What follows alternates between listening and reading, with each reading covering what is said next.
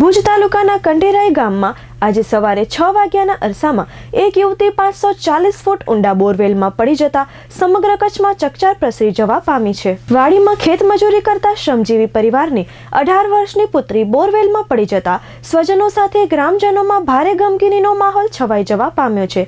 ઘટનાના પગલે કચ્છ જિલ્લા કલેક્ટર શ્રી અરોરા, પોલીસ વડા શ્રી વિકાસ સુંડા, ભુજ વહીવટીતંત્રની ટીમ સાથે ફાયર વિભાગ અને 108 એમ્બ્યુલન્સની ટીમ ખડે પગે બચાવ કામગીરીમાં જોડાયું છે।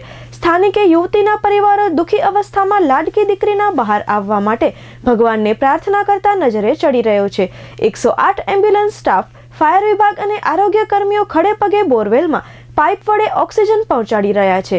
ઘટનાની ગંભીરતાને લઈ કચ્છ જિલ્લા કલેક્ટર અમિત અરોરા પણ ઘટના સ્થળે પહોંચ્યા છે। ચંચા ન્યૂઝ સાથેની વાતચીતમાં તેમણે જણાવ્યું હતું કે બોરવેલમાં મૂકેલા કેમેરામાં યુવતી અંદાજિત 500 ફૂટ ઊંડે ફસાઈ હોવાનું સ્પષ્ટ થયું છે। જો કે ભોગ બનનાર યુવતી જીવે છે કે નહીં તે અંગે યુવતીની મૂવમેન્ટ તપાસવાની કામગીરી હાલ તંત્ર દ્વારા હાથ ધરવામાં આવી છે।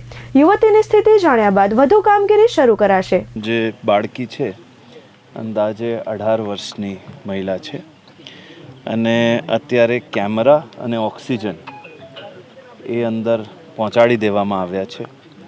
સતત પુષ્કળ માત્રામાં ઓક્સિજન અંદર આપવામાં આવી રહ્યું છે। સાથે સાથે જે અમારો ઇમરજન્સી રેસ્ક્યુ સેન્ટર છે એની ટીમ, ભુજ નગરપાલિકાની ફાયર ટીમ, BSFની રેસ્ક્યુ ટીમ ઓક્સિજન અને ઇક્વિપમેન્ટ સાથે અહીંયા હાજર છે। પ્રયત્ન કરવામાં આવી રહ્યું છે। અત્યારે વિઝ્યુઅલ્સ મળ્યા છે, બાળકી અંદર દેખાય છે અંદાજે 500 ફૂટ ઉપર। તો એ પ્રયત્ન અત્યારે ચાલુ છે અને NDRFની ટીમ પણ ગાંધીનગરથી રસ્તામાં છે।